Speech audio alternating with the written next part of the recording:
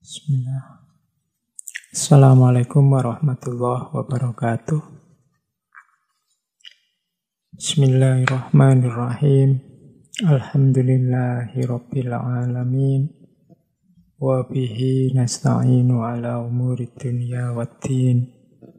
Allahumma sholli wa sallim wa barik ala habibina wa syafi'ina Sayyidina wa maulana Muhammadin wa ala alihi wa ashabihi wa man tabi'ahum bi ihsanin ila yaumiddin. Bismillah, mari kita lanjutkan ngaji kita. Semoga tidak bosan, semoga kita bisa tetap istiqomah di jalan ilmu, karena biasanya penyakit yang paling mudah muncul dalam kajian-kajian yang rutin seperti ngaji yang kita lakukan ini ya penyakit bosan. Mungkin bosan sama temanya, mungkin bosan sama yang bicara sama saya, mungkin juga bosan karena sudah jadi rutin, sudah jadi biasa. Makanya Allah lebih suka amal itu yang sifatnya istiqomah. Itu sebenarnya dorongan bagi kita untuk tidak bosan-bosan, untuk selalu menetapi kebaikan yang sebelumnya memang sudah kita jalankan. Baik teman-teman, malam hari ini kita masih ada di sesi para sufi Nusantara. Malam hari ini kita angkat tokoh yang luar biasa. Insya Allah teman-teman yang mengikuti ngaji malam hari ini paling tidak pernah mendengar nama beliau. Apalagi teman-teman yang dari pesantren. Para santri pasti sudah pernah mendengar nama beliau, bahkan saya hampir pasti sudah pernah mengkaji entah satu entah dua kitab karya-karya beliau. Beliau ini bahkan ada yang menyebut merupakan bapak kitab kuningnya Indonesia karena saking banyaknya karya-karya beliau yang dikaji di pesantren-pesantren. Beliau ini termasuk kebanggaan kita, kebanggaan nasional. Karena beliau ulama besar, diakui oleh dunia yang berasal dari Nusantara. Mumpung ini dekat-dekat dengan 17 Agustus, hari kemerdekaan. Belajar tokoh-tokoh seperti beliau ini menurut saya bisa menumbuhkan lagi kebanggaan kita sebagai bangsa Indonesia, karena sejauh yang saya tahu belakangan ini kan banyak wacana-wacana, banyak diskusi-diskusi, banyak paparan-paparan yang membuat kita lemes, membuat kita galau, membuat kita sedih rasanya jadi orang Indonesia ini kok banyak sekali masalahnya, banyak sekali problemnya. Banyak yang menyebut zaman ini zaman yang sudah hampir kiamat, zaman ini buruk sekali, macam-macam.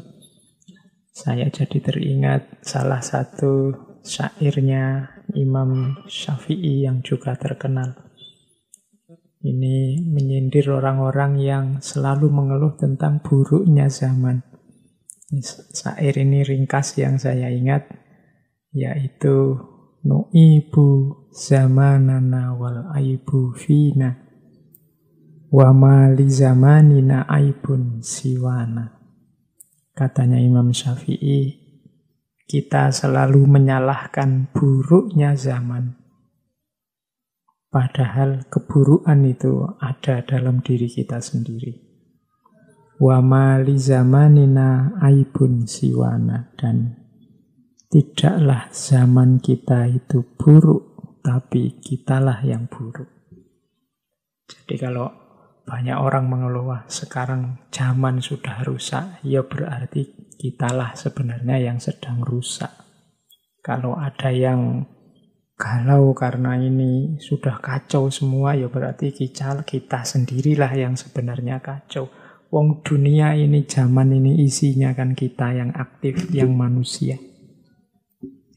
Oke, nah biar ndak galau, biar ndak sumpek, apalagi minder, apalagi merasa tidak pede sebagai bangsa Indonesia, malam hari ini mari kita teladani, kita tengok pelajaran-pelajaran dari beliau Syekh Nawawi Al-Bantani. Nama yang cukup familiar, insya Allah. Beliau nama lengkapnya Muhammad bin Nawawi bin Umar bin Arabi bin Ali bin Jamad bin Masbukil Al-Jawi Al-Bantani. Nama Al-Jawi menunjukkan beliau dari Nusantara. Al-Bantani menunjukkan beliau lahirnya dari Banten. Ya, ini harus dibedakan ya. Ada dua Imam Nawawi yang sama-sama terkenal. Yang satu Imam Nawawi Al-Bantani ini, yang satu tidak kalah terkenalnya Imam Nawawi Ad-Dimashqi. Kalau Imam Nawawi Ad-Dimashqi ini kita kenal kitabnya Riyadhus Shalihin. Kalau Imam Nawawi Ad-Dimashqi, beliau berasal dari daerah Nawa, Damaskus. Jadi Nawawinya itu mungkin nisbat pada desa beliau Nawa. Berasal dari sekitar abad ke-13 Masehi. Sementara yang kita bahas malam hari ini, Imam Nawawi Al-Bantani ini kelahiran Tanara Tirtayasa, Serang, Banten. Sekitar tahun 1897 Masehi. Beliau ini, kalau teman-teman mungkin banyak yang sudah tahu, termasuk kakek buyutnya wakil presiden kita, Kiai Haji Ma'ruf Amin. Nah, Syekh Nawawi ini kalau dari sisi keturunan, beliau ini keturunan ke-12 dari Sunan Gunung Jati, Maulana Syarif Hidayatullah. Dan nanti dari jalur ayah, kalau ditarik-tarik ke atas, lewat jalur Sultan Hasanuddin, nanti sampai ke Kanjeng Nabi.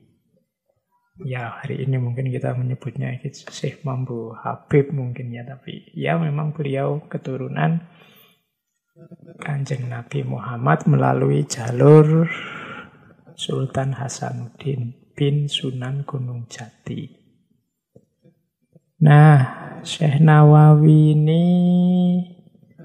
mulai belajar ilmu agama sejak usia 5 tahun dari ayahnya sendiri. Nanti juga belajar ke ulama-ulama yang ada di sana, di sekitar sana, di Purwakarta, di Banten sendiri. Sampai usia 15 tahun. Nah, nanti pada usia 15 tahun, beliau ini berangkat ke Mekah, ke Arab Saudi untuk belajar selain haji. Jadi banyak memang ulama-ulama dulu itu ya haji sekaligus berguru ke sana. Kalau dulu masih naik kapal, belum ada pesawat. Nah, Imam Nawawi ini setelah 3 tahun di Mekah, sempat pulang ke Banten, sekitar 1828. Pas Indonesia sedang mengenaskan nasibnya, kita sedang dijajah oleh Belanda.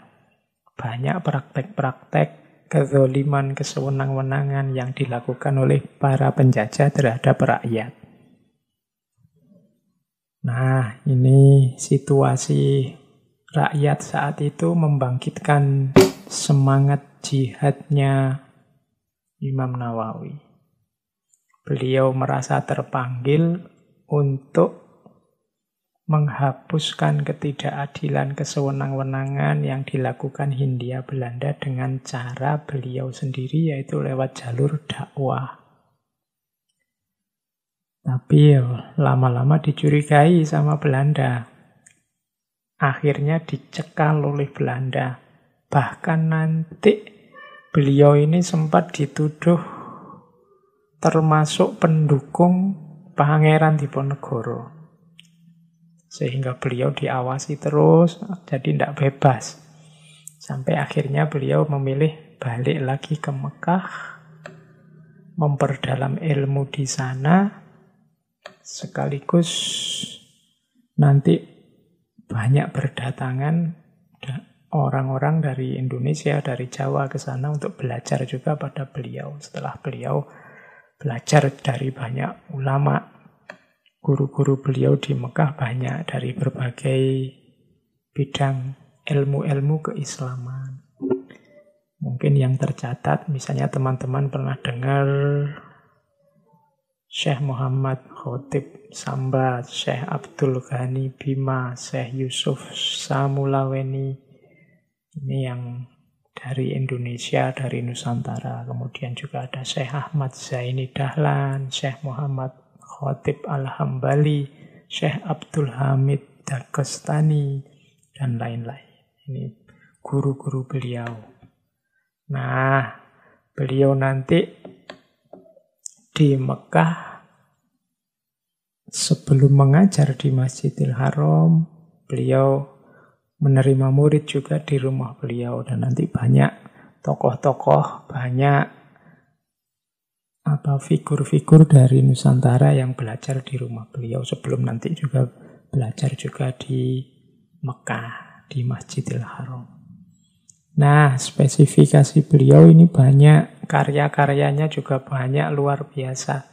Beliau ini digelari Sayyidu Ulama Il-Hijaz. Jadi sayyidnya, pionirnya para ulama Hijaz. Beliau juga dapat gelar Imam Ulama Al-Haramain. Imamnya para ulama dari dua kota haram, dua kota suci, Makkah dan Madinah. Ada juga yang menggelari beliau A'yanul Ulama Il-Qornil Robi Asyar Lil Hijrah. Jadi ulama tokoh utama abad 14 Hijriah. Dan banyak sebutan-sebutan beliau yang luar biasa karena beliau juga tokoh luar biasa. Murid-murid beliau hampir semua menjadi tokoh besar yang menentukan situasi Indonesia saat itu. Khususnya para tokoh-tokoh Muslim, misalnya Mbah Kiai Haji Hasyim Asy'ari, Mbah Kiai Haji Ahmad Dahlan, kemudian Syekhona Khalil Bangkalan, Kiai Haji Asy'ari Bawean, Kiai Asnawi dari Banten, termasuk yang kita bahas minggu depan, Kiai Soleh Darat. Jadi beliau ada gurunya para ulama Nusantara. Dan keahlian beliau ada di banyak bidang kalau dilihat dari karya-karyanya. Mulai tafsir, kemudian akidah atau kalam, hadis, fikih, tasawuf. Kalau tafsir, mungkin teman-teman pernah dengar tafsir Al-Munir atau biasa disebut tafsir Maroh Labid. Maroh Labid itu artinya kandang macan. Ini kitab tafsir yang luar biasa, 2 jilid tebal-tebal, 30 juz.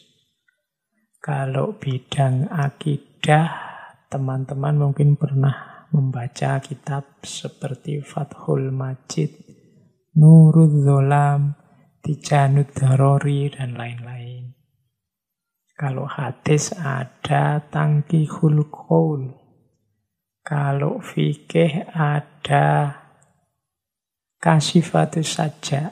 Ini syarahnya Safinatun Najah. Ada Sulamul Munajah, ada Nihayatus Zain.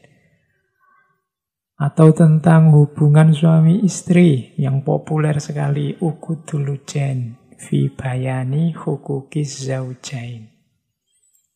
Nah, malam hari ini karena kita ada di tema Sufi Nusantara, saya hanya sedikit nanti mengangkat tema-tema yang berhubungan dengan tasawuf. Kalau tasawuf, beliau punya beberapa karya. Malam hari ini saya bawa sedikit-sedikit. Tidak mungkin saya kaji semua, waktu kita terbatas. Jadi anggap saja malam hari ini kayak film itu hanya trailernya saja dari beberapa kitab tasawuf. Paling tidak, kalau teman-teman sudah tahu kira-kira isinya mirip-mirip seperti itu, silahkan nanti diperdalam sendiri. Jadi malam hari ini saya lihat-lihatkan sebentar dari 3 kitab tasawuf. Yang pertama, Qami'ut Tughyan. Qami'ut Tughyan itu istilahnya komik ya, tapi artinya bukan komik-komik yang dibaca teman-teman itu. Komik itu artinya pembasmi. Kalau Tughyan dari akar kata toho, artinya kezoliman. Jadi Qami'ut Tughyan itu pembasmi kezoliman. Ini kitab syarah terhadap kitab Syu'abul Iman yang sifatnya nazom-nazom tentang cabang iman yang jumlahnya 77. Kemudian juga saya bawa malam ini sedikit dari, mungkin teman-teman pernah dengar pasti, Nasoihul Ibad. Lengkapnya judulnya Nasoihul Ibad fi bayani al-fat al-munabbihat ala isti'dad li yaumil ma'ad. Panjang sekali ya. Jadi ini kitab yang sering dipakai, sering dikutip oleh para penceramah, para khotib, dan banyak dikaji di banyak sekali pesantren di Indonesia. Ini isinya hadis-hadis yang secara umum punya bilangan. Jadi hadis-hadis yang isinya keutamaan-keutamaan tapi mengandung bilangan. Nanti dikelompok-kelompokkan dari 2 perkara sampai 10 perkara. Sunai 2 perkara, 2 perkara, sulasi 3 perkara, 3 perkara, rubai sampai nanti puncaknya usyairi. Jadi usyairi 10-an. Yang membaca Nasoihul Ibad pasti sudah akrab dengan pola itu. Dan yang ketiga, sedikit nanti malam hari ini kita tengok Salalimul Fudhola. Salalimul Fudhola ini syarahnya kitab Hidayatul Azkiya, karangan Syekh Zainuddin Al-Malibari. Salalimul Fudhola ini kalau diartikan salalim itu tangga. Fudhola itu orang-orang yang utama. Jadi Salalimul Fudhola, tangga orang-orang yang utama. Oke. Baik, teman-teman, itu sedikit pengenalan terhadap beliau, Syekh Nawawi Al-Bantani. Semoga serba sedikit sekarang teman-teman ngertilah kenal beliau. Karena mungkin selama ini hanya mendengar namanya. Meskipun sebenarnya kalau teman-teman mau referensi-referensi sekarang sudah banyak tentang beliau. Tadi saya bilang beliau ini multidisiplin ilmunya. Ilmunya sangat dalam.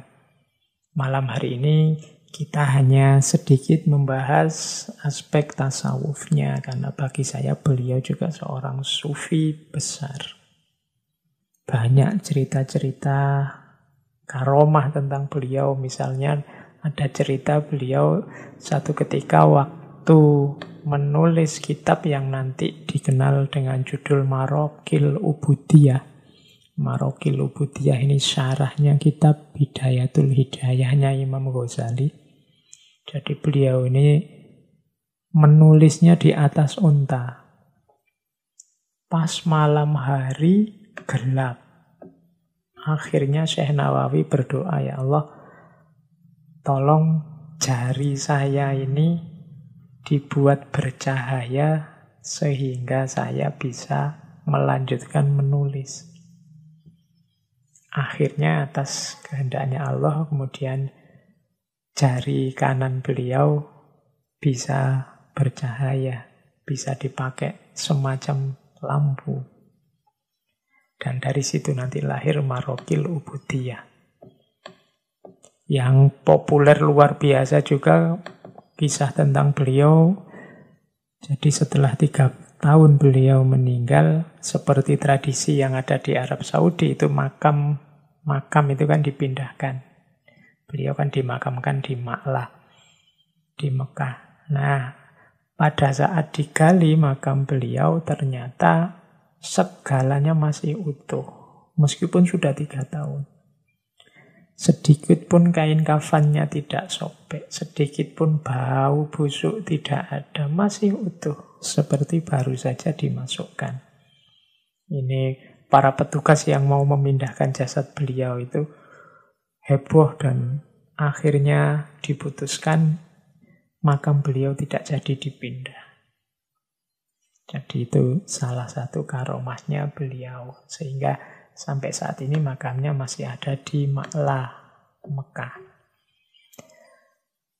Oke, saya kira itu untuk riwayat hidupnya teman-teman.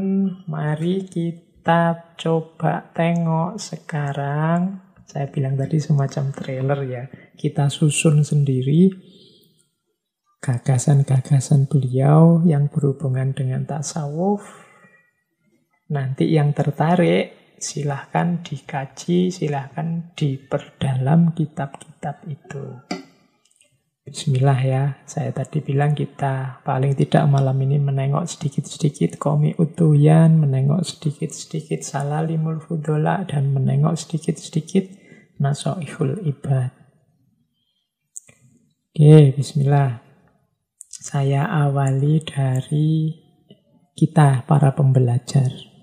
Nih, yang sedang belajar, perhatikan yang pertama, yuk ditata niatnya. Saya bolak-balik menyampaikan ini. Teman-teman mungkin juga bosan saya bolak-balik pesan niat, tapi memang intinya orang belajar diawali dari niat. Nah, kalau niat sudah benar kan nanti hasilnya juga akan benar, akan baik. Kalau menurut Syekh Nawawi, tujuannya orang belajar atau tujuannya pendidikan itu paling tidak ada 4. Jadi ayo kita niati kalau kita belajar punya 4 komponen ini. Yang pertama apa? Memperoleh ridho dari Allah.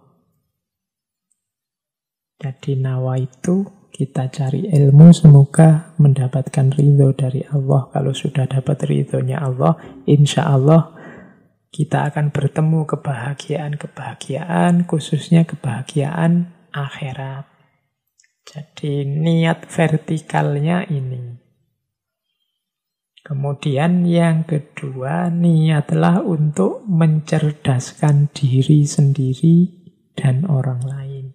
Jadi pendidikan itu kita ingin cerdas, bareng-bareng orang lain juga biar cerdas. Belajar dan mengajar.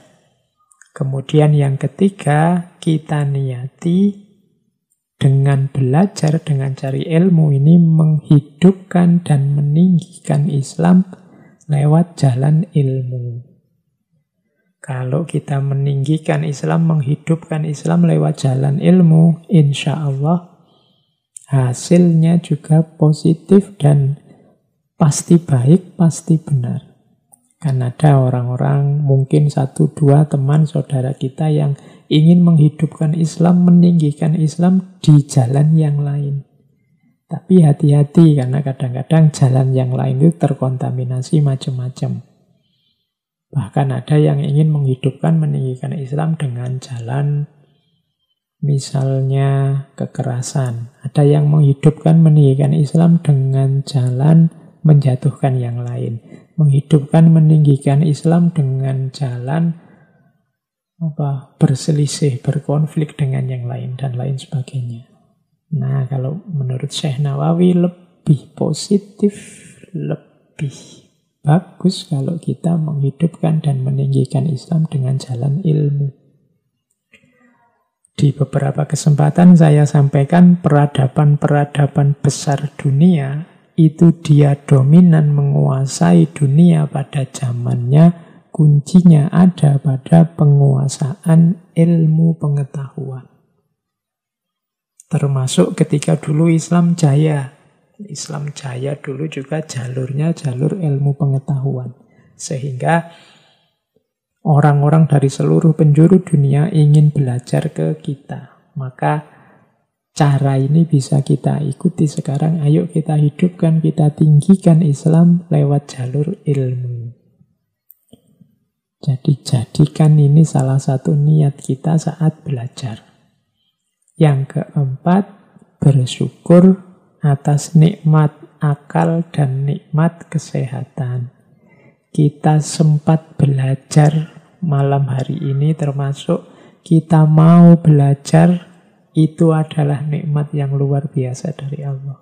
Allah memberi kita kesehatan lahir, kesehatan batin, dan memberi kita hidayah sehingga kita mau belajar, dan malam ini merasakan nikmatnya akal dan nikmatnya sehat. Berarti harus kita syukuri.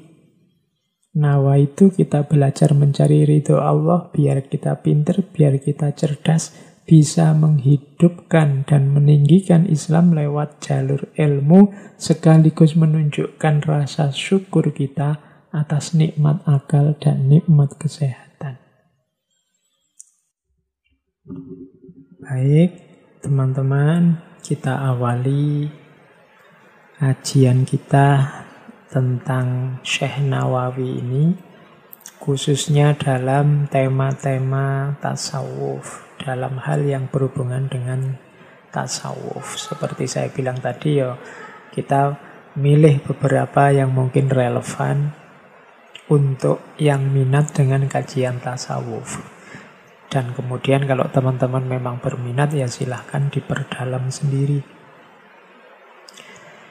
Tadi sudah saya sebut kitab-kitab tasawuf yang ditulis oleh Syekh Nawawi, antara lain Salalim Al-Fudola, kemudian Qomi Utuyan, dan juga Nasoihul Ibad.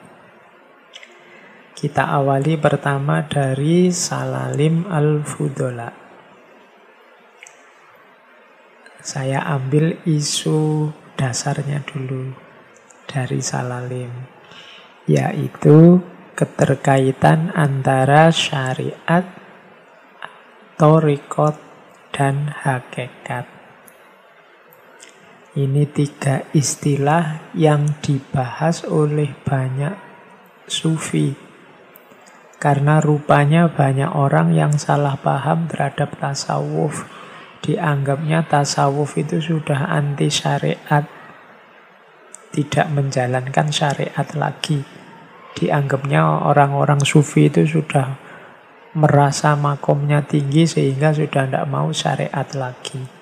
Padahal kalau teman-teman jeli menjelajah banyak gagasan-gagasan tasawuf, selalu saja disebut ada keterkaitan antara syariat, thariqat, dan hakikat.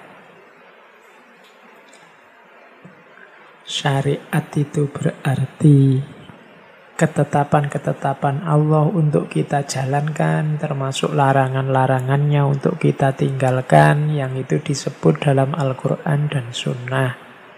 Wilayahnya adalah wilayah fikih. Sholat, zakat, puasa, sedekah, wudhu, dan lain sebagainya. Ini namanya syariat. Ada dasarnya Al-Quran, ada dasarnya Sunnah. Semua perilaku kita sebagai seorang yang beragama, seorang muslim harus punya dasar, punya akar dalam syariat. Tidak boleh ngarang sendiri. Cuma syariat ini akan hanya jadi formalitas, tidak punya nilai, tidak ada rasanya, bahkan mungkin dangkal kalau tidak diperdalam lewat jalur thariqat. Thariqat ini semacam dimensi batinnya syariat. Makanya Syekh Nawawi mendefinisikannya pendalaman pelaksanaan syariat. Jadi ketika orang menjalankan syariat, dia akan sempurna, dia akan mendalam kalau dilanjutkan ke jalur thariqat. Apa sih kalau tadi syariat itu fikih? Apa sih lahannya thariqat? Lahannya thariqat itu riyadhah, katanya Syekh Nawawi. Latihan spiritual, latihan batin. Menguatkan batinnya. Misalnya, kalau di situ contohnya memperbanyak ibadah sunnah, memperbanyak zikir, mengurangi makan, mengurangi tidur demi lebih dekat pada Allah. Ini namanya riyadhah, melatih batin kita biar dekat dengan Allah. Jadi itu jalur selanjutnya dari thariqat yang sifatnya pendalaman pelaksanaan syariat. Jadi ibadah yang kita lakukan kepada Allah itu harus lahir dan batin. Yang lahir namanya syariat, yang batin namanya thariqat. Thariqat di sini definisinya agak berbeda dengan thariqat yang sudah jadi lembaga. Itu nanti kita jelaskan tersendiri. Tapi yang dimaksud thariqat di sini itu pendalaman terhadap pelaksanaan syariat dalam aspek batinnya. Nah, ibadah kita pada Allah kalau utuh syariat dan thariqatnya, kita akan mendapatkan anugerah dari Allah namanya hakikat. Jadi hakikat ini kalau Imam Ghazali menyebutnya ma'rifat. Terbukalah segala rahasia, terbukalah hakikat dari kehidupan ini, terbukalah hal-hal yang tersembunyi yang selama ini tidak tampak. Dan itu semua dianugerahkan oleh Allah pada kita. Jadi melahirkan kesadaran hakikat. Ini buahnya syariat dan thariqat. Kalau syariat dan thariqatnya beres, Allah menganugerahkan hakikat. Syekh Nawawi menggunakan pralambang, menggunakan isyarat. Syariat itu seperti perahunya, thariqat itu adalah lautnya, dan hakikat itu seperti mutiara yang tersembunyi. Tadi disebut syariat harus ada. Iya, kalau syariat itu ibaratnya perahu. Kalau tidak ada perahunya, ya kita tidak bisa mengarungi lautan. Kalau kita tidak bisa mengarungi lautan, tidak bisa kita mengambil mutiara. Maka syariat harus ada, perahu harus ada. Cuma kalau perahu ini tidak dinaiki, tidak dipakai untuk menyeberangi lautan, mengarungi lautan juga tidak ada gunanya. Nah, lautan inilah thariqat. Ibadah yang lahir dan batin, perahu dan lautan. Kalau sudah naik perahu mengarungi lautan, maka ada kemungkinan kita menemukan mutiara. Tidak bisa dijujuk tiba-tiba hakikat, tiba-tiba ngambil mutiara saja. Tidak pakai perahu, tidak pakai lautan.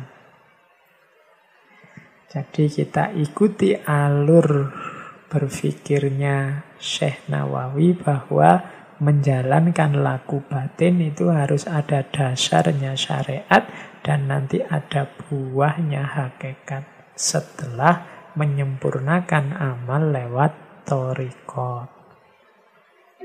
Ini bisa dilihat di Salalim Al-Fudola. Terus kalau sudah ngerti petanya syariat, thariqat, hakikat, sekarang saatnya melakukan perjalanan di dunia sufi, menempuh jalan sufi. Ini nanti Syekh Nawawi dalam Salalim Al-Fudola memberi 9 wasiat yang harus diperhatikan oleh mereka yang berminat untuk menempuh jalan batin.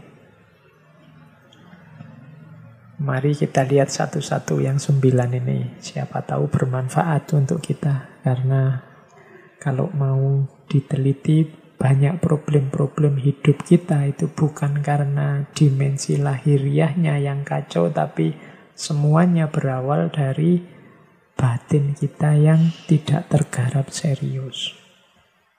Maka tema-tema sufi seperti yang kita bahas malam hari ini menurut saya penting untuk membawa harmoni dan kestabilan dari banyak kekacauan-kekacauan yang terjadi di sekeliling kita hari ini. Nah, yang pertama harus ditempuh oleh siapapun yang berminat menggarap batinnya adalah taubat. Taubat ini tema yang dibahas oleh hampir semua sufi dan merupakan gerbang pertama yang harus dilalui oleh para salikin yang berjalan di jalan sufi. Taubat itu berarti sadar bahwa dirinya punya banyak salah, banyak dosa. Setelah sadar, memohon ampun kepada Allah. Setelah mohon ampun, niat secara sungguh-sungguh untuk tidak mengulangi lagi kesalahan yang sudah dilakukan. Kemudian yang keempat, kalau itu menyangkut haknya orang lain, yang kita langgar atau kita ambil, maka dalam ranah taubat harus kita kembalikan hak orang lain itu. Jadi taubat itu variabelnya 4, ada penyesalan, ada mohon ampun, ada niat yang sungguh-sungguh untuk tidak mengulang, dan ada mengembalikan hak orang lain kalau ada yang terambil atau terikut. Kalau menyesal mungkin agak mudah, karena kita juga sering menyesal kalau melakukan dosa. Mohon ampun ya dengan mengucapkan istighfar pada Allah di banyak kesempatan. Nah, yang ketiga ini yang agak berat. Niat dan berusaha sungguh-sungguh untuk tidak mengulangi. Kadang-kadang niat untuk tidak mengulangi saja kita ini ragu-ragu. Apa bisa ya Pak, saya tidak ngulang lagi. Ngelihat watak saya kok ya susah. Kalau niat saja tidak berani, ya tobatnya jadinya tidak utuh. Tidak taubatan nasuha. Harus berani niat. Saya niat Pak, untuk mati-matian biar dosa ini tidak terulang lagi. Ya bahwa mungkin nanti kepeleset lagi, semoga tidak karena disengaja. Karena kalau disengaja kan sejak tadi sudah menguatkan tekad. Kalau sejak awal tidak berani jamin akan tidak mengulangi lagi, ya namanya tidak jadi tobat. Tobat itu berjanji tidak mengulangi lagi. Jadi menyesal, minta ampun, niat tidak mengulangi lagi dan mengembalikan haknya orang lain. Jalan pertama, sebelum semua kualifikasi yang lain kita jalankan, ini harus beres dulu. Taubat. Kalau sudah taubat, jalan sufi yang kedua. Ridho dengan pemberian Allah yang kita sebut dengan istilah qanaah. Jadi qanaah ini kondisi jiwa kita yang menerima apapun pemberian dan keputusan Allah terhadap diri kita. Ini namanya qanaah. Ciri paling mudah jiwa kita itu jiwa qanaah atau tidak. Orang qanaah itu biasanya tidak banyak mengeluh, tidak banyak komplain, tidak banyak protes tentang situasi dan kondisi yang dia dapatkan, yang dia hadapi. Apapun yang menimpa dianggap sebagai anugerah ketetapan dari Allah. Nah, itu kalau kita nyampe punya jiwa semacam ini, berarti kita sudah punya jiwa qanaah. Menerima apapun keputusan Allah. Tidak mudah mengeluh, tidak mudah komplain, tidak mudah protes. Ridho. Nah, ini jalan kedua. Termasuk qanaah juga lebih memilih hal-hal, perkara-perkara, tindakan-tindakan yang utama dibandingkan yang tidak utama, meskipun seandainya yang tidak utama ini boleh secara syariat. Tidak lagi levelnya halal haram, tapi levelnya sudah utama, tidak utama. Tidak utama itu boleh, cuma tidak utama, tidak kualitas nomor satu. Perbuatan kualitas nomor satu itu perbuatan utama.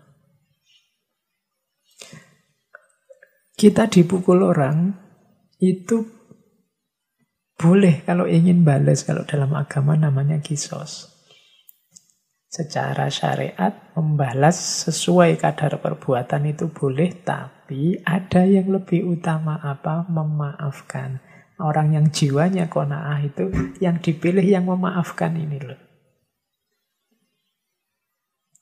Cirinya apa, Pak? Perbuatan itu utama atau tidak utama?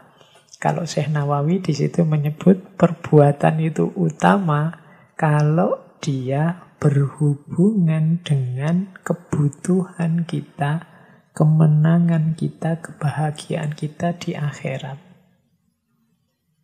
Jadi kalau ada dua hal, yang ini manfaat untuk dunia, tapi kalau yang ini kita ambil manfaatnya untuk akhirat. Biasanya perkara yang lebih utama itu yang untuk akhirat ini. Dunia kalah sebentar tidak apa-apa, berapa sih panjangnya umur kita di dunia. Kita sulit di dunia sebentar tidak masalah. Karena walal akhiratu khairul laka minal ula. Yang akhirat jauh lebih utama. Jadi jalan sufi yang kedua adalah pembentukan jiwa yang qanaah. Ridholah, terimalah semua keputusan Allah.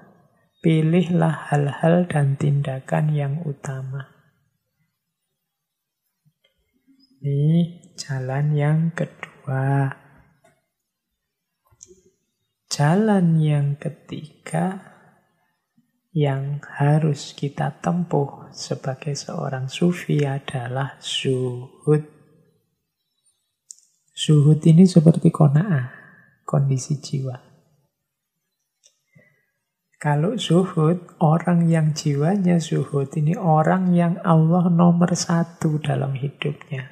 Dunia dan seisinya rankingnya di bawah Allah. Tidak mungkin orang yang zuhud ini menukar kedekatannya dengan Allah dengan hal-hal yang duniawi, dengan hal-hal yang tidak penting.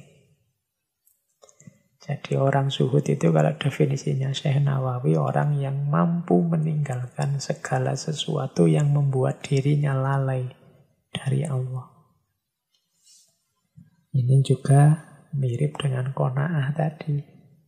Jiwa seorang zuhud itu jiwa yang siap menderita, siap mendapat apa saja, asal tidak jauh, tidak kehilangan Allah.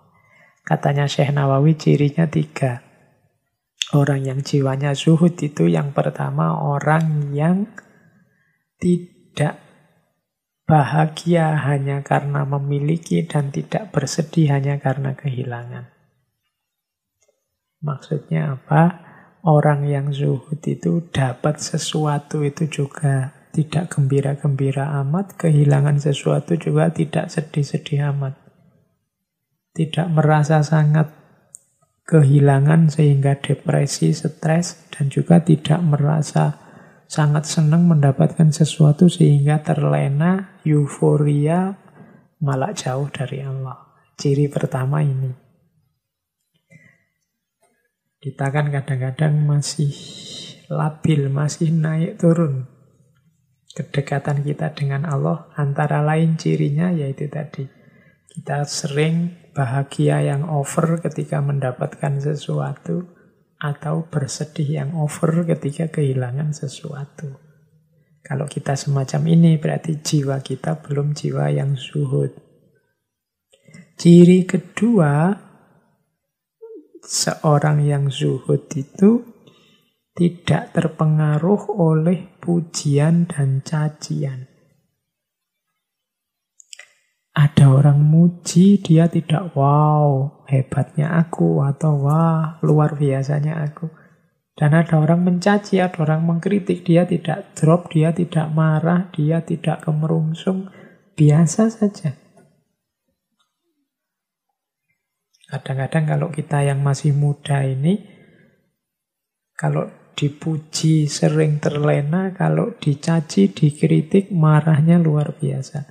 Kalau postingan kita apa, terus ada yang komentari jelek, atau ada yang ngasih jempol bawah, oh itu kan kita sudah panas. Kalau ketemu orangnya, pingin saya jelaskan Pak detailnya, pingin saya jawab Pak, itu berarti kita masih terpengaruh oleh pujian dan cacian. Orang yang masih mudah terpengaruh ini biasanya sebenarnya dia belum menemukan kemantapan dalam hatinya tentang kebenaran atau kebaikan yang dia miliki. Kalau kita yakin benar, itu dipuji atau dicaci, tidak akan goyah. Kalau kita yakin baik, dipuji atau dicaci, tidak akan goyah. Biasanya yang membuat goyah itu karena kita sendiri tidak terlalu yakin dengan kebenaran dan kebaikan yang kita miliki. Kalau sudah yakin, ya tidak kaget. Ada orang muji, alhamdulillah semua bukan jasaku, tapi semua adalah anugerahnya Allah. Ada orang mencaci, ada orang mengkritik, alhamdulillah aku dapat kesempatan untuk evaluasi. Jangan-jangan memang ada yang keliru. Sehingga setelah ini aku bisa memperbaiki diri. Tidak terpengaruh lagi. Ini berarti jiwa yang zuhud. Yang ketiga, cirinya orang zuhud itu karena sudah punya ciri 1 dan ciri 2, orang zuhud ini biasanya hidupnya gembira. Kenapa gembira? Ya karena sudah stabil. Tidak kaget kalau dapat sesuatu, kemudian tidak sedih kalau kehilangan sesuatu, tidak terpengaruh oleh pujian dan cacian, yo pasti saja dia gembira, hidupnya stabil, tenang, ada apa-apa tidak kaget. Jalan sufi yang ketiga, zuhud. Jadi, ayo tobat, mari membentuk jiwa yang qanaah. Yang ketiga, mari membentuk jiwa yang zuhud. Yang keempat, untuk menempuh jalan sufi, kita harus tidak bosan menambah ilmu, tidak bosan belajar ilmu syariat. Kalau pakai istilahnya Syekh Nawawi.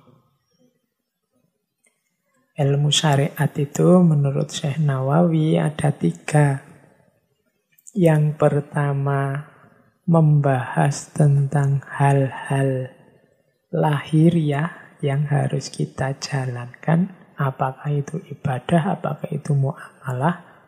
Ilmunya namanya ilmu fikih. Tentang wudhu, tentang sholat, tentang zakat, tentang haji. Ini namanya ilmu fikih.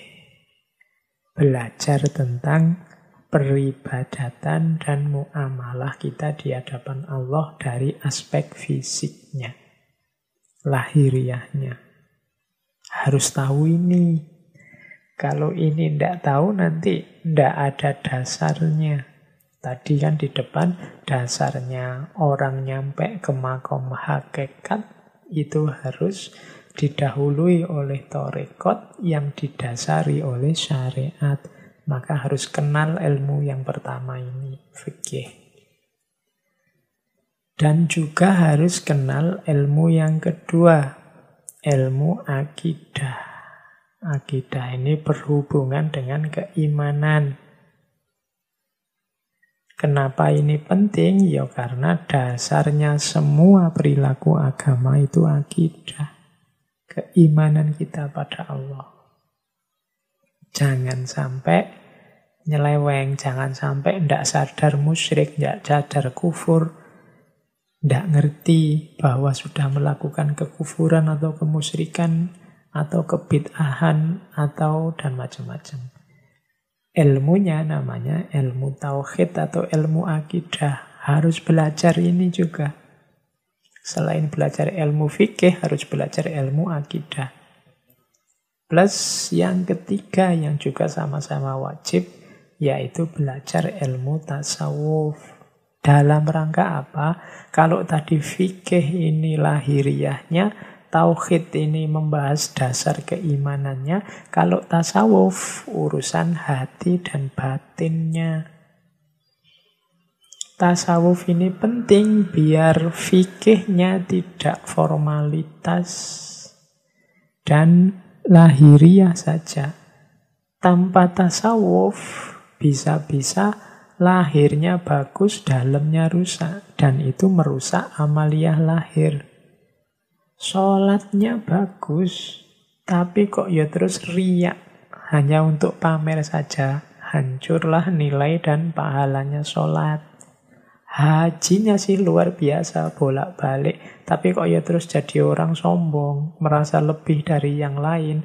Rusaklah pahala keutamaan haji yang dia lakukan. Zakat tidak berhenti-berhenti, sedekah, infak, membantu tetangganya yang fakir miskin. Tapi kok masih ada dengki.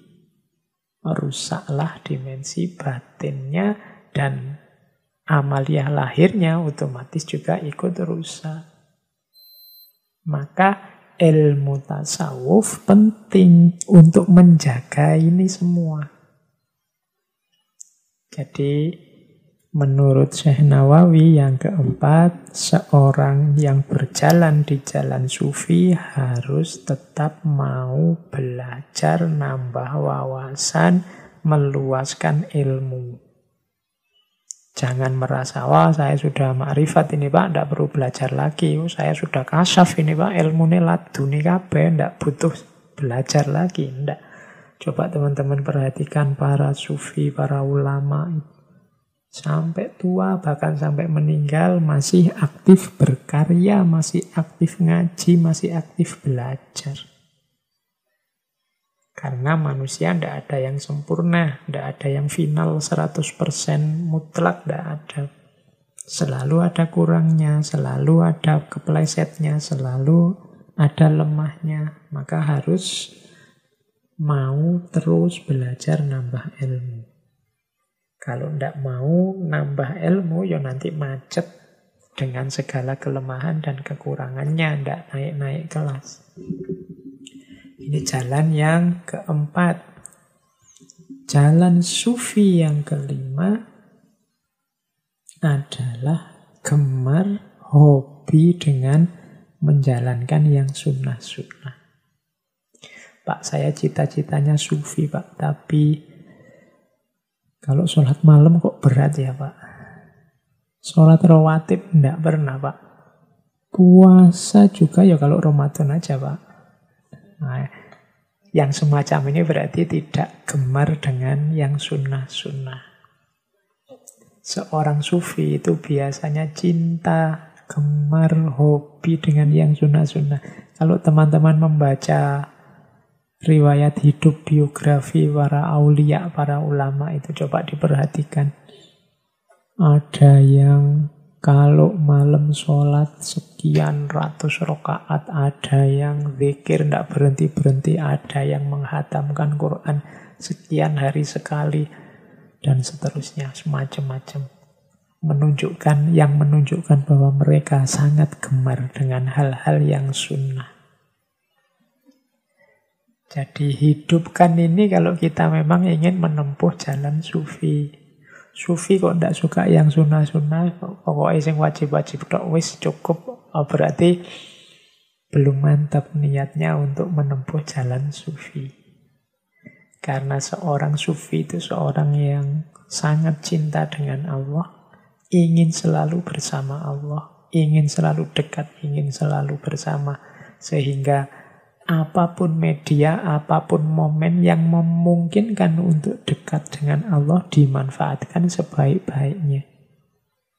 Termasuk yang sunnah-sunnah ini.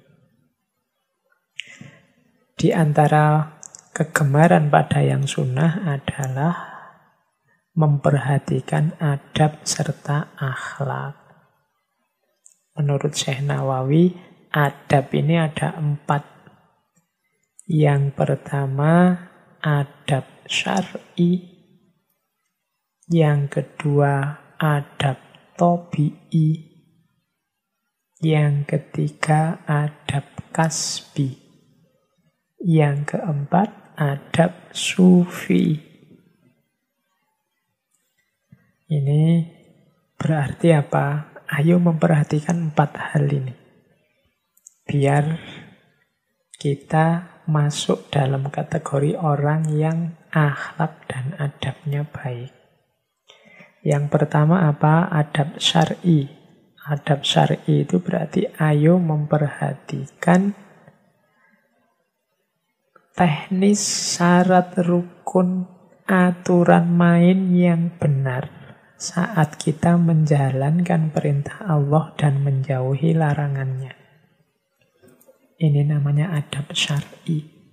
Cara wudhu yang benar, cara sholat yang benar, cara haji yang benar.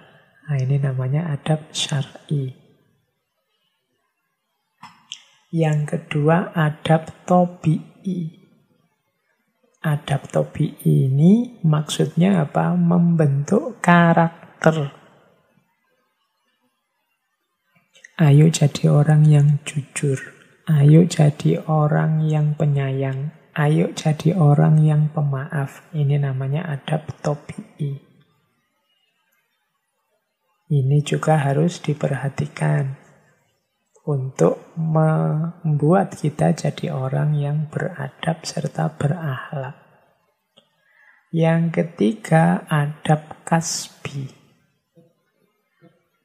Adab kasbi ini cara kita, upaya kita untuk memperoleh sesuatu dalam hidup. Cara kita cari uang, cara kita cari ilmu, cara kita dan lain sebagainya. Kasab itu kan artinya memperoleh. Kita punya target, punya cita-cita, punya keinginan duniawi, maka harus kita perhatikan cara memperolehnya. Itu namanya adab kasbi. Yang keempat, adab sufi. Kalau adab sufi ini hubungannya dengan akhlak yang diajarkan dalam tasawuf. Misalnya adab sufi itu mata dipakai untuk melihat apa, jangan melihat apa. Tangan dipakai untuk apa, jangan dipakai untuk apa. Di banyak tema sufi sering kita bahas. Atau silahkan dicek misalnya di Bidayatul Hidayah. Itu seperti kemarin. Hidung, apa yang harus dilakukan dan jangan dilakukan. Telinga, apa yang harus dilakukan dan jangan dilakukan. Nah, ini namanya adab sufi. Jadi di antara hobi kegemaran seorang sufi pada yang sunnah adalah perhatian terhadap akhlak serta adab. Yang itu isinya adab syar'i. Ayo diperhatikan cara teknis, metode yang benar untuk menjalankan syariat Allah. Yang kedua, adab tabi'i. Ayo membentuk karakter kita dengan karakter akhlak yang karimah, akhlak yang mulia, yang baik. Ada adab kasbi. Ayo melakukan sesuatu, memperoleh sesuatu dengan cara yang beradab, dengan cara yang baik. Dan ada adab sufi. Oke, ini jalan sufi yang kelima. Menempuh jalan sufi dengan cara gemar senang melaksanakan hal-hal yang sunnah. Terus, yang keenam. Jalan sufi yang keenam, Syekh Nawawi memberi kita wasiat untuk membentuk karakter tawakal. Tawakal ini nanti kalau di Indonesia diserap menjadi berhubungan dengan kata-kata wakil. Atau teman-teman mungkin masih ingat salah satu kalimat thayyibah, hasbunallah wa ni'mal wakil. Allah itu ni'mal wakil. Sebaik, senikmat-nikmatnya wakil yang bisa dipasrahi. Maksudnya apa? Allah lah tempat untuk berserah diri yang paling puncak, paling baik. Kalau kita sudah bisa membentuk sikap menyerahkan diri sepenuhnya pada Allah, itulah yang disebut jiwa yang tawakal.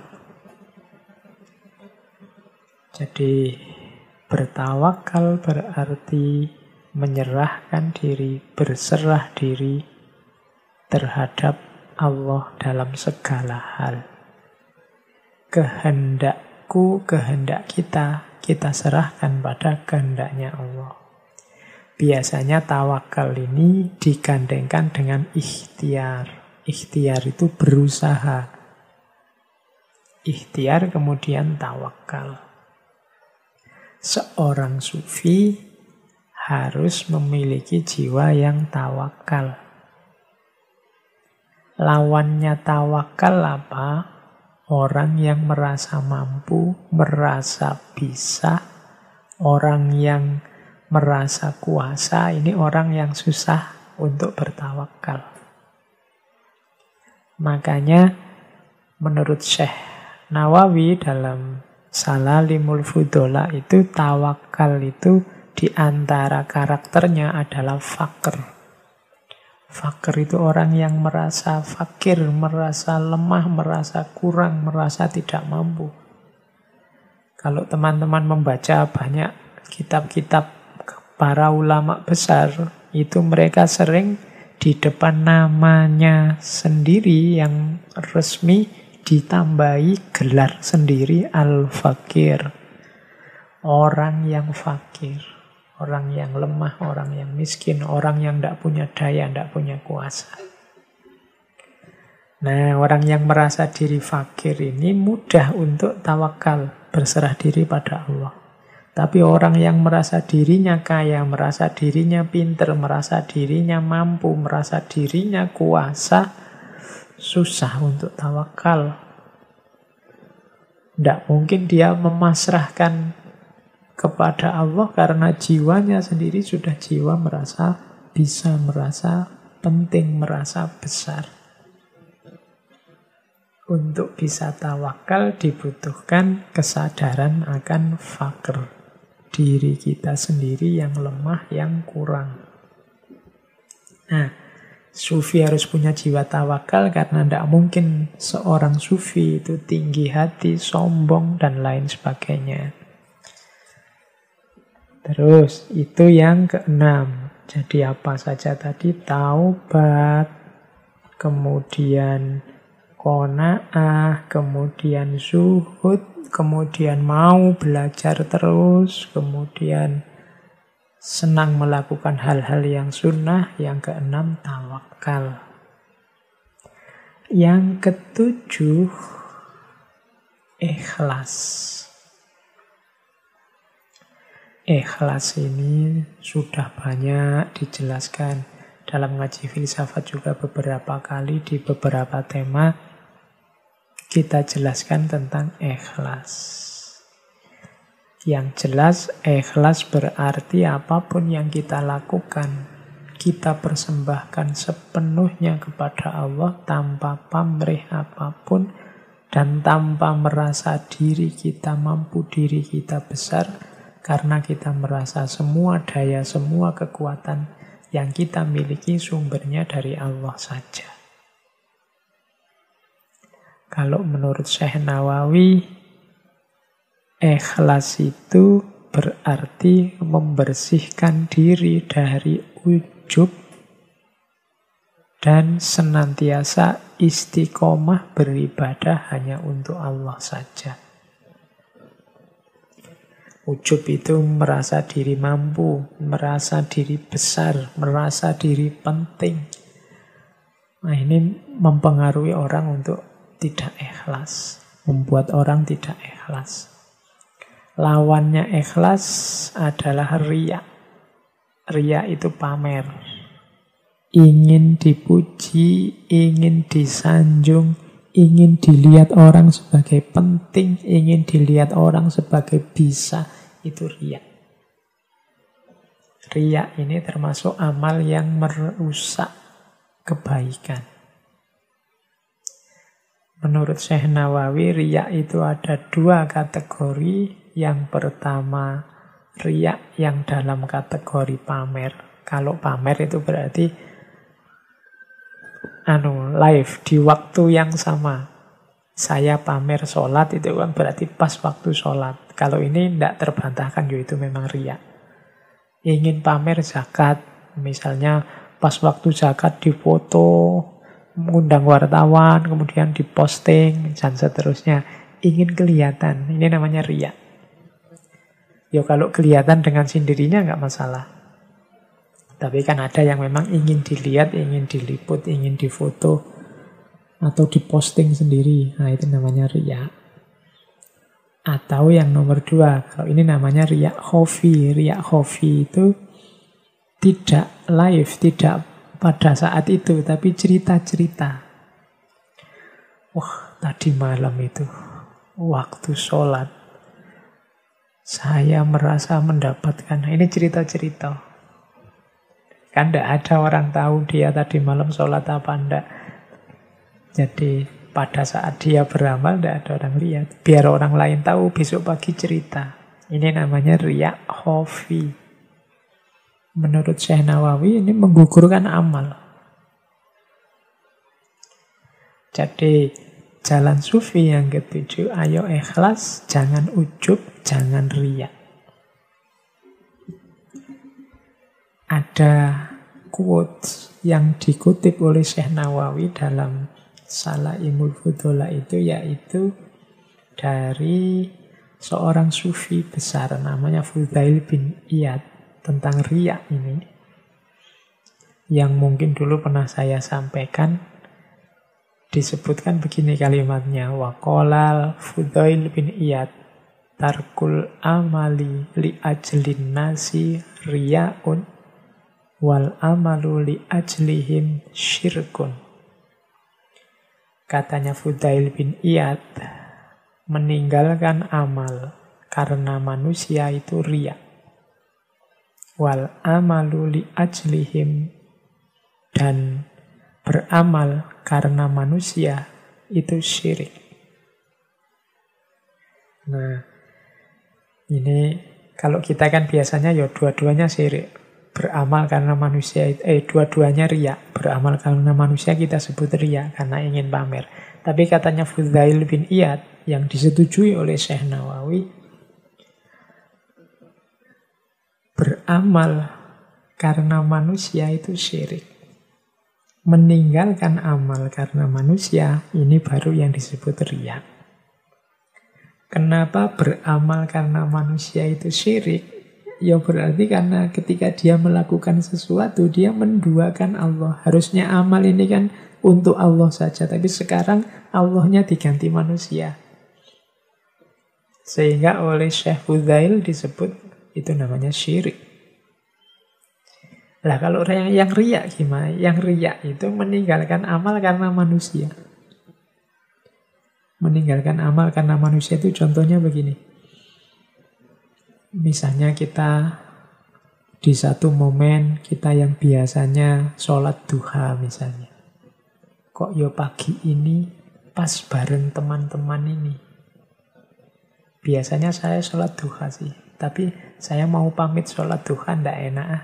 Nanti dianggap sok soleh atau dianggap halah sunnah aja atau lah. Karena malu pertimbangan manusia terus ndak jadi sholat duha. Nah, ini namanya riya. Jadi berarti apa? Kita meninggalkan duha karena pertimbangan manusia.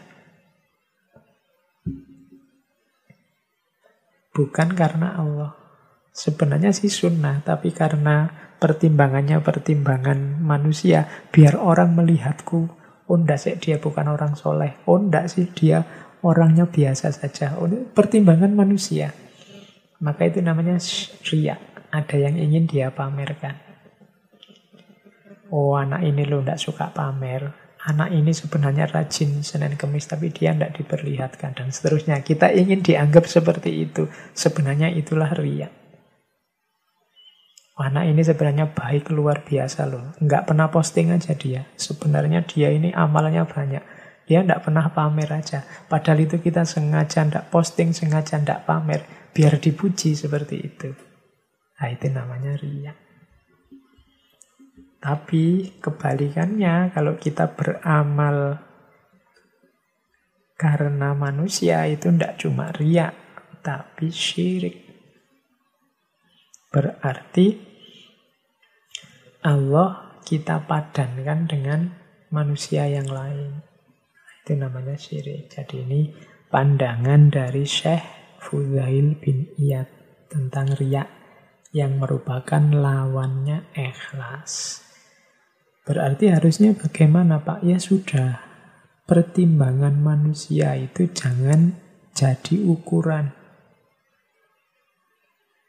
Jangan jadi parameter untuk kita melakukan sesuatu atau tidak melakukan sesuatu. Pertimbangannya harus pertimbangan Allah saja. Jangan pamer gelar haji, tapi juga jangan mati-matian menolak disebut orang haji. Kenapa mati-matian menolak juga jangan? Jatuhnya seperti itu tadi. Paling tidak, kalau ada orang mati-matian menolak, menunjukkan sebenarnya dia juga masih ribut, masih sibuk dengan panggilan. Terserahlah orang manggil apa, fokusku hanya Allah saja. Nah, itulah nanti yang jadi jalan untuk ikhlas. Terus jalan sufi yang ke-8 adalah uzlah. Ini kalau uzlah ini agak dekat dengan zuhud, agak dekat dengan qanaah. Tapi uzlah, kalau tadi zuhud sama qanaah kan pembentukan jiwanya. Kalau uzlah ini ada aktivitasnya, yaitu aktivitas menjauh dari keramaian. Karena takut dapat pengaruh yang buruk. Jadi uzlah itu menghindar kerumunan karena khawatir dapat pengaruh buruk.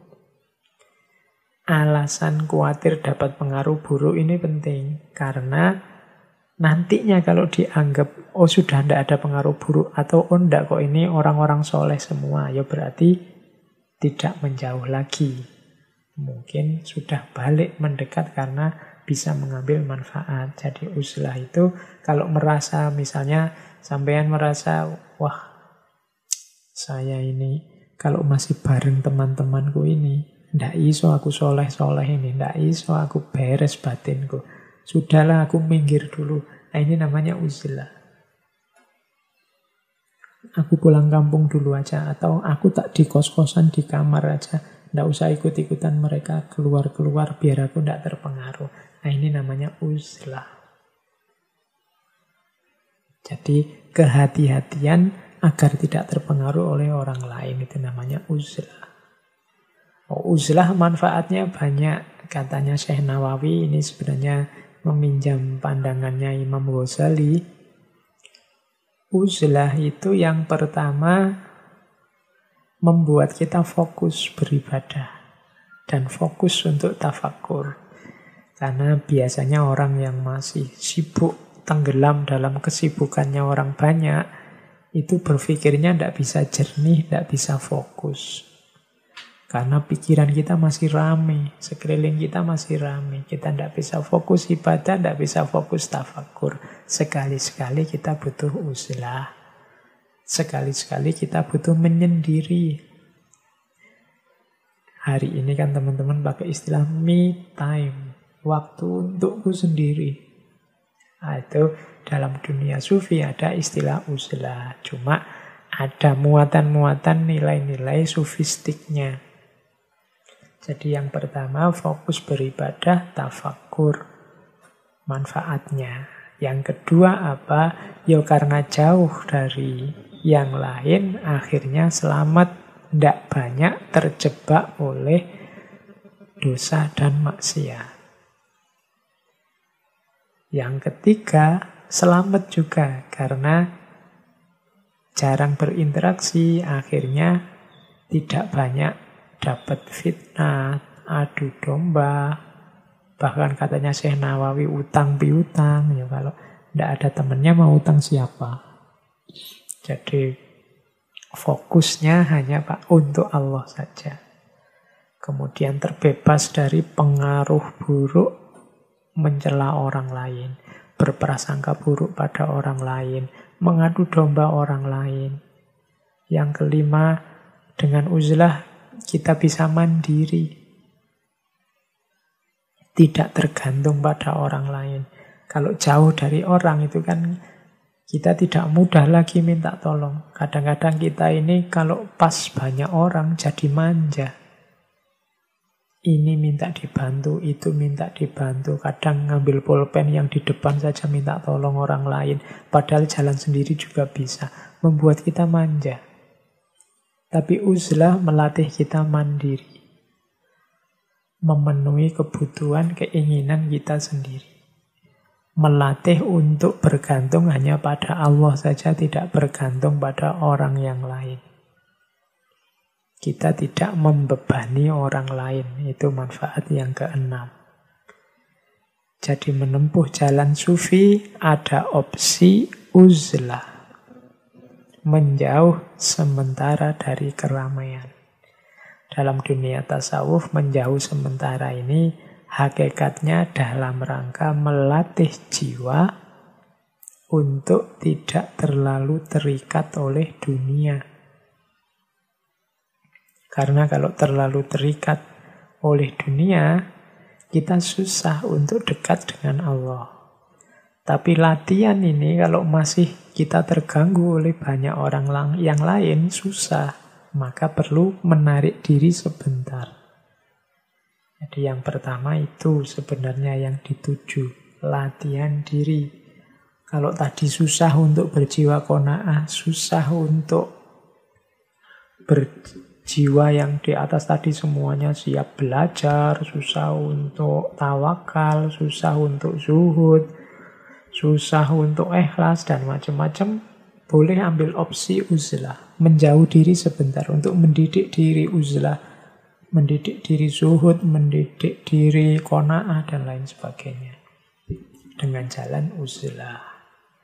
Ini opsi yang ke-8. Jalan sufi yang ke-9, tips dari Syekh Nawawi, perhatikan pemanfaatan waktu dengan baik. Alokasikan waktu untuk diri kita sendiri, untuk orang yang berada dalam tanggungan kita, anak, istri, teman, dan lain-lain. Dan jangan lupa waktu untuk Allah. Manfaatkan waktu dengan baik. Di Salalimul Fudola ada beberapa yang disarankan oleh Syekh Nawawi. Ayo diperhatikan dalam sehari-hari. Yang pertama, jangan lupa ibadah. Sisihkan waktu untuk Allah melalui ibadah mahdoh maupun ghairu mahdoh. Sholat itu kan ibadah yang mahdoh, zakat, sedekah, dan lain sebagainya. Alokasikan waktu untuk ini. Paling tidak, kalau kita kan ada sholat itu kan yang 5 waktu. Yang nomor 2, sisihkan waktu untuk membaca Al-Quran, untuk melakukan zikir. Bikin jadwal sendiri. Kapan saya ngaji, kapan saya zikir di setiap harinya. Jangan sampai satu hari lewat, ndak ngaji beluas, ndak ada zikirnya sama sekali. Ndak ada zikirnya berarti ndak ingat Allah sama sekali hari itu. Kalau di kampus-kampus sering diprovokasi, pokoknya setiap hari harus membaca. Nah, sisipkan di antara yang dibaca setiap hari itu Al-Quran. Ini tips dari Syekh Nawawi. Sisihkan waktu sebentar untuk membaca, sisihkan waktu sebentar untuk berzikir. Yang ketiga, sisihkan waktu untuk mencari ilmu, menambah wawasan. Mungkin dengan membaca, mungkin dengan menghadiri majelis ilmu. Jangan sampai waktu kita habis sia-sia, ndak ada ibadahnya, ndak ada ngajinya, ndak ada zikirnya, ndak ada ilmunya. Nah, berarti kita tidak memanfaatkan waktu dengan baik. Jangan lupa bekerja juga, itu pasti untuk memenuhi kebutuhan-kebutuhan duniawi. Terus juga bersedekah. Jangan lupa, bersedekah itu berarti berbagi kenikmatan, berbagi kelebihan. Setiap orang bisa bersedekah. Pak, saya uangnya ndak banyak, Pak, cukup untuk saya sendiri. Tapi kan kamu punya ilmu, sedekahkan ilmumu. Saya ndak terlalu pinter, Pak, ndak punya ilmu. Ya, paling ndak kamu punya tenaga. Mungkin orang di sekitarmu butuh sedikit-sedikit tenagamu, sedekahkan itu. Wah, saya itu, Pak, kalau tenaga juga lemes, saya itu ndak punya kekuatan yang besar. Oke. Senyumlah, gembirakan tetanggamu, gembirakan orang-orang sekelilingmu dengan kehadiranmu, minimal dengan senyum. Itu juga termasuk sedekah.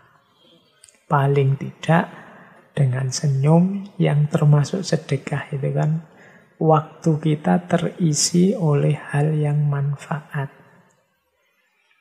Seorang sufi harus sangat eman, sangat sayang dengan waktu.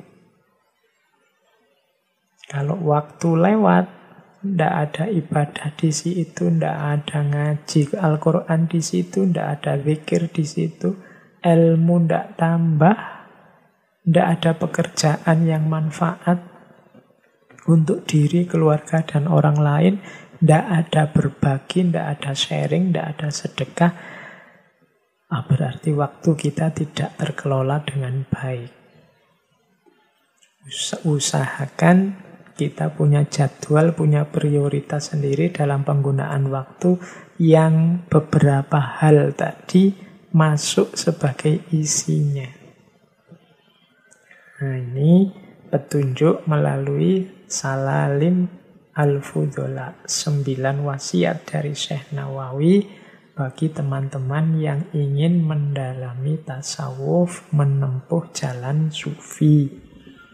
Jadi tips-tips yang pertama taubat, yang kedua qanaah, yang ketiga zuhud, yang keempat nambah ilmu, belajar ilmu syariat, yang kelima gemar melaksanakan perkara-perkara sunnah, yang keenam tawakal, yang ketujuh ikhlas, lawannya riya, yang kedelapan uzlah, dan yang kesembilan manfaatkan waktu dengan baik. Ini dari Salalim Al-Fudola. Oke, ya silahkan didalami, didetailkan sendiri isinya kitab Salalim Al-Fudola kalau teman-teman tertarik. Tadi kan saya bilang ini semacam trailer saja, promo saja. Silahkan yang tertarik dibaca, ngaji sendiri yang serius tentang kitab karya Syekh Nawawi Al-Bantani ini. Selanjutnya kita tengok juga sebentar Nasoihul Ibad. Ini yang di pesantren-pesantren, bahkan banyak guru yang sekarang mengkaji kitab ini. Bahkan online, teman-teman tinggal mencari. Banyak ustadz yang sekarang mengkaji kitab ini yang bisa diakses lewat YouTube atau lewat jalur-jalur medsos yang lain. Malam ini saya cuma nyinggung sedikit-sedikit saja biar teman-teman tertarik. Kalau memang sudah tertarik, ikuti kajian beliau-beliau. Ini saya nyuplik beberapa bagian. Yang pertama saya cuplik adalah tentang orang yang bertakwa. Saya melihat ada bagian yang menarik ketika Syekh Nawawi membahas ciri-ciri orang yang bertakwa. Ada 5. Ciri yang kelima, katanya Syekh Nawawi, orang yang bertakwa itu lebih memilih kematian dibandingkan kehidupan. Istilah mati sebelum hidup atau mati di dalam hidup dan seterusnya ini kan sering kita dengar dalam ajaran-ajaran para sufi. Kalau menurut Syekh Nawawi, orang yang bertakwa memilih kematian dibandingkan kehidupan, itu maksudnya ada 4. Kematian yang dimaksud itu bukan kok mati yang terus kita dikubur itu, yang umur kita, jatah umur kita habis. Tapi memilih kematian itu bukan berarti bunuh diri juga. Jangan-jangan teman-teman mengartikannya, wah milih kematian berarti tidak mau kerja, milih kematian berarti bunuh diri, Pak. Tidak. Kematian menurut Syekh Nawawi itu ada 4 kategori. Kematian dalam rangka sebagai cirinya seorang yang bertakwa. Yang ini pakai simbol-simbol warna.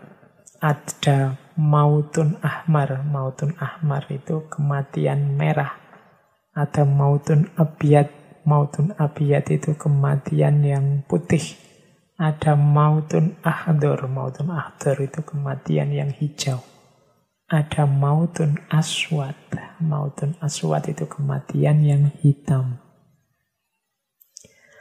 Mautun ahmar apa? Mautun ahmar itu pilihlah kematian dengan cara menentang nafsu.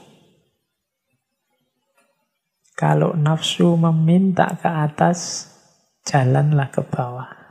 Nah, mautun ahmar itu berarti mengalahkan nafsu. Itulah memilih kematian dalam kehidupan yang warnanya merah. Nafsu itu kan yang mendorong manusia ke arah kejelekan. Maka taklukkan nafsumu dengan mautun ahmar, menentangnya. Kalau nafsu minta A, jangan dituruti, beri saja kebalikannya. Nah, yang kedua mautun abyad. Mautun abyad artinya apa? Lapar. Orang biasanya milih makan dan kenyang, tapi mautun abyad pilihlah lapar. Ini termasuk definisi milih kematian dibandingkan kehidupan tadi. Milih lapar itu berarti apa? Lapar itu membuat batin jernih. Kebalikannya kenyang. Kalau kenyang membuat orang terlena, kurang daya untuk melakukan kebaikan. Tapi orang yang lapar, batinnya dan hatinya jernih dan bercahaya. Maka seorang sufi lebih memilih lapar. Yang ketiga, mautun ahdor. Maut yang hijau. Kalau ini kesederhanaan. Simbolnya pakaian. Jadi tidak bermewahan dalam berpakaian. Itu mautun ahdor. Tadi yang mautun abyad lapar, kalau mautun ahdor ini sederhana. Dan yang terakhir mautun aswad. Mautun aswad itu tidak merasakan penderitaan yang datangnya dari makhluk karena dia hanya ingat Allah saja. Mautun aswad ini berarti apa? Hidup yang diwarnai oleh Allah saja. Dunia sudah tidak penting lagi, segala penderitaan, segala kesulitan yang itu duniawi tidak membuatnya gentar. Orang semacam ini tergolong orang yang bertakwa karena memilih kematian dibandingkan kehidupan. Memilih Allah dibandingkan dunia. Yang dia ingat hanya Allah saja. Segala penderitaan dunia tidak penting lagi. Ini seperti munajatnya Kanjeng Nabi setelah dikejar-kejar, dilempari batu berdarah-darah di Taif, yang kemudian Nabi bersabda, in lam takun wadiban alayya ya Allah, fala ubali, asal engkau tidak marah padaku wahai Allah, aku tidak peduli. Jadi yang diingat hanya Allah saja. Nah ini, bagian ini bisa dilihat di Nasoihul Ibad. Di Nasoihul Ibad juga saya bawa ada tentang salah satu hadis Nabi yang mungkin bisa jadi pelajaran buat kita. Diriwayatkan dari Nabi SAW, sesungguhnya beliau bersabda, barang siapa yang pada waktu pagi hari memasuki waktu subuh dalam keadaan mengadu kepada manusia tentang kesulitan hidupnya, maka seakan-akan ia telah mengadukan Tuhannya. Sesungguhnya pengaduan selayaknya hanya kepada Allah, karena pengaduan kesulitan hidup kepada Allah termasuk doa.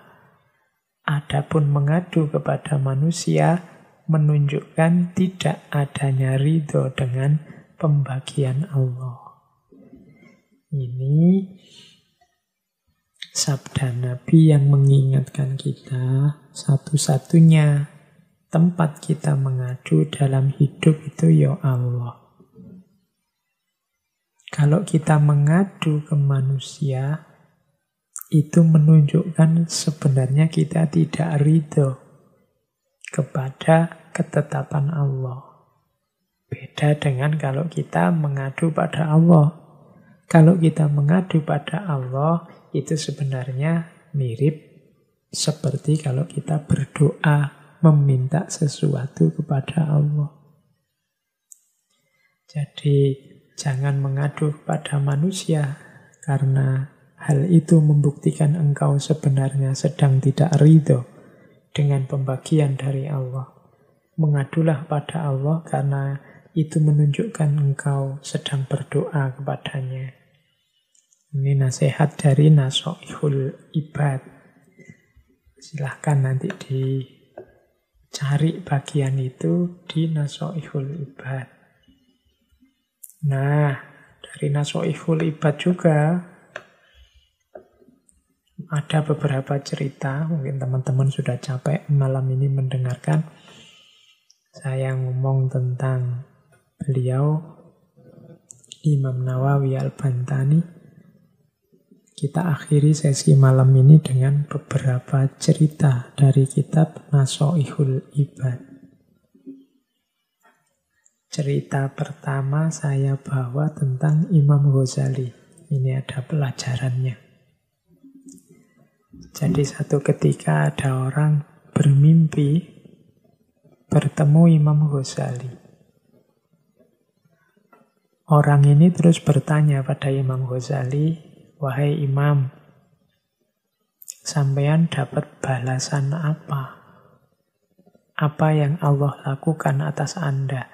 Ini karena Imam Ghazali ini kan manusia yang luar biasa, dapat gelar Hujjatul Islam, manfaat karyanya tidak henti-henti sampai sekarang, memberi manfaat pada orang lain.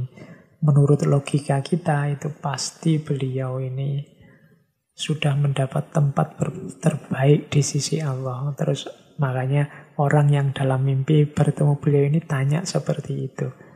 Tapi Imam Ghazali menjawab, Allah menghadapkan aku kepadanya, lalu menanyakan padaku, dengan pahala apa aku menghadapnya. Lalu aku sebutkan berbagai amal perbuatanku yang baik. Dia berfirman, aku tidak menerima semua itu. Aku hanya menerima satu amalmu pada suatu hari. Ketika itu ada seekor lalat yang hinggap di tinta kolammu untuk minum. Sedangkan saat itu engkau sedang menulis. Kemudian engkau berhenti menulis untuk memberi kesempatan lalat itu minum. Karena kasih sayangmu terhadapnya, aku mengasihimu. Kemudian Allah berfirman, bawalah hambaku ini ke surga.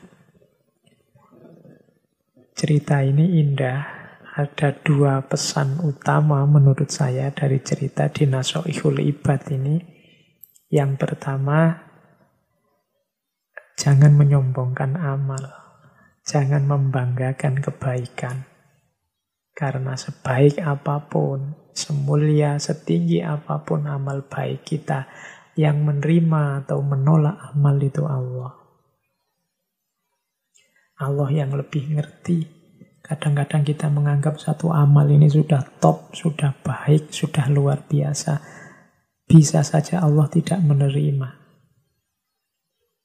Kalau dari cerita ini Imam Ghazali dengan segudang prestasi, setinggi itu kemanfaatan untuk manusia, ternyata disebut satu-satu oleh Imam Ghazali, mungkin ini, mungkin ini. Allah malah berfirman, tidak ada satupun yang aku terima. Mungkin dengan bahasa yang lain, aku tidak tersentuh terhadap satu pun amal yang engkau sebut. Tapi ketika ada seekor lalat hinggap di tinta, saat itu engkau sedang asik menulis, kemudian engkau hentikan aktivitasmu menunggu agar lalat ini sampai kenyang dan pergi. Baru engkau melanjutkan nulis. Nah ini Allah menganggap karena kasih sayangmu itu, aku pun mengasihimu. Jadi pelajaran pertama tadi, jangan menyombongkan amal, jangan membanggakan amal. Karena Allah yang tahu mana amal yang diterima, mana amal yang ditolak. Yang kedua, pelajaran kasih sayang. Ada banyak sekali cerita yang mengisyaratkan kasih sayang kita akan jadi kunci turunnya rahmat, turunnya kasih sayang Allah pada kita. Seperti ceritanya Imam Ghazali ini. Di Nasha'ihul Ibad juga ada kisah yang mirip seperti ini, yaitu kisahnya Imam Asyibli. Imam Asyibli ini sama ceritanya seperti Imam Ghazali tadi. Ada seseorang bermimpi ketemu beliau yang saat itu beliau sudah meninggal. Imam Asyibli dalam obrolannya dengan orang yang memimpikan dia ini bercerita. Imam Asyibli cerita, setelah beliau meninggal, kemudian Allah menyapa, berfirman padaku, katanya Imam Asyibli, wahai Abu Bakar, sebab apa aku mengampunimu? Karena amal baikku, jawabnya Imam Asyibli. Imam Asyibli ini kan seorang ulama sufi, orang soleh, yang tidak diragukan lagi manfaat dan kebaikannya. Jadi kalau ketika Allah tanya, kira-kira aku akan mengampunimu karena sebab apa? Jawabnya Imam Asyibli, karena amal baikku. Tapi Allah menjawab, tidak, bukan karena itu. Kemudian Asyibli menyebut semua ibadahnya. Mungkin karena hajiku ya Allah, mungkin karena sholat malamku, mungkin karena puasaku, semuanya disebut. Tapi Allah jawabnya tetap tidak, bukan karena itu. Terus karena apa, wahai Tuhanku? Sebab apa sih engkau mengampuniku? Kok tidak karena semuanya tadi? Ingatkah kamu, kata Allah, saat kamu berjalan di jalan kampung di daerah Baghdad, engkau dapati seekor anak kucing kecil. Anak kucing itu sangat lemah karena kedinginan sampai menggigil. Engkau ambil anak kucing itu karena kasihan. Lalu untuk menjaganya, engkau masukkan anak kucing itu ke dalam kantong yang engkau bawa. Iya, hamba ingat. Itu katanya Imam Asyibli ini yang pernah beliau lakukan. Karena rasa kasihmu kepada anak kucing itulah, maka aku merahmatimu. Kalau tadi Imam Ghazali kasih sayangnya pada lalat, Imam Asyibli kasih sayangnya pada anak kucing. Ini pelajarannya sama. Cinta dan kasih sayang kita pada makhluknya Allah akan mengundang rahmat dan kasih sayangnya Allah kepada kita. Masih ada cerita yang saya bawa lagi ini dari seorang sufi. Di Nasha'ihul Ibad juga tentang seorang sufi namanya Abu Ali Syakik bin Ibrahim al-Balkhi, atau orang sering menyebut nama beliau Syakik al-Balkhi. Syakik al-Balkhi ini putranya konglomerat, dia juga seorang bisnismen. Tapi suatu ketika beliau ini melihat seorang budak di zaman paceklik. Zaman paceklik itu berarti zaman susah, semua orang mengeluh. Tapi dia melihat seorang budak yang gembira. Tidak ada sedih-sedihnya. Sedang krisis, sedang resesi ekonomi, semua orang gelisah galau. Dia melihat budak ini senang. Main-main, gembira, tertawa-tertawa. Nah, Syakik ini yang juga sedang galau karena dia bisnisnya juga terancam. Terus tanya pada budak ini, kenapa engkau bisa tampak semangat gembira? Tidakkah engkau melihat keadaan orang-orang di musim paceklik seperti ini? Ini kan paceklik, kamu kok masih bisa tertawa-tertawa? Ini kan resesi, semua orang sumpek.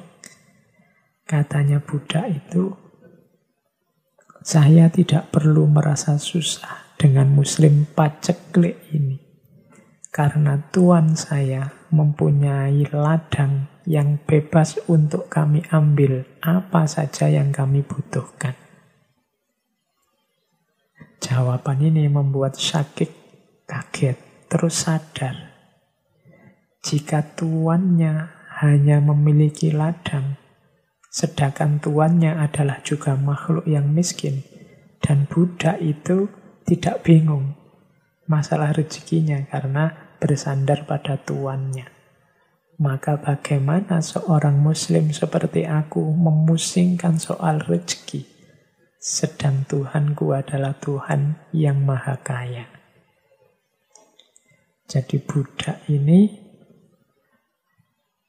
merasa gembira, tidak ada sedih-sedihnya meskipun resesi, karena dia percaya pada tuannya yang punya ladang, yang ladangnya bebas diambil kapan saja. Membuat Syakik al-Balkhi ini sadar, layo, dia hanya tuannya. Padahal tuan yang dia sandari ini hakikatnya juga miskin juga kalau dibandingkan tuanku, yaitu Tuhanku yang maha kaya. Bagaimana aku bisa sedih urusan bisnis macet, urusan resesi, urusan rezeki yang tidak lancar? Bukankah Tuhanku, Tuhan kita, maha kaya? Kita bersandar pada Tuhan yang maha kaya, yang membebaskan kita mengambil apa saja yang kita butuhkan di muka bumi ini. Maka dari situ Syakik al-Balkhi terus sadar, terus meninggalkan semua hartanya, menempuh jalan sufi. Karena dia sekarang sadar sandarannya adalah Tuhan yang maha kaya. Tidak pantas lagi dia sedih, dia gelisah soal rezeki.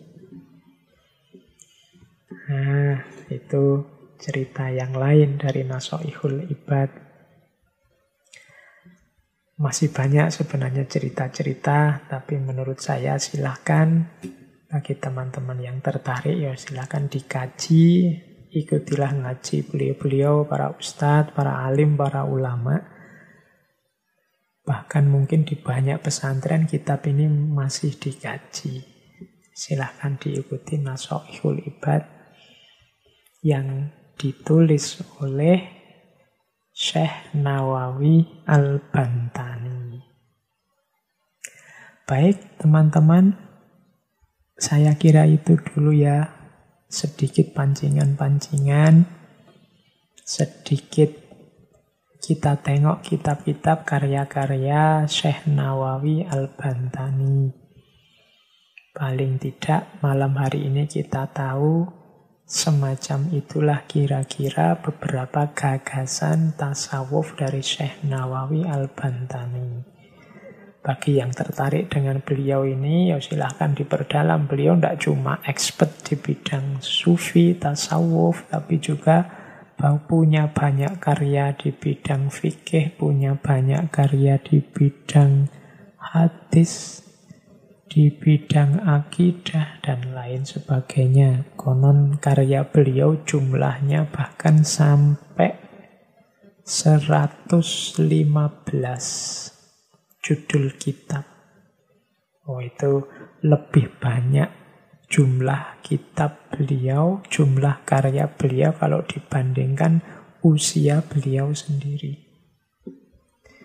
Jadi ini menunjukkan memang beliau orang yang dianugerahi oleh Allah kemampuan, dianugerahi oleh Allah dengan kepandaian, kecerdasan, sehingga mampu melahirkan banyak karya.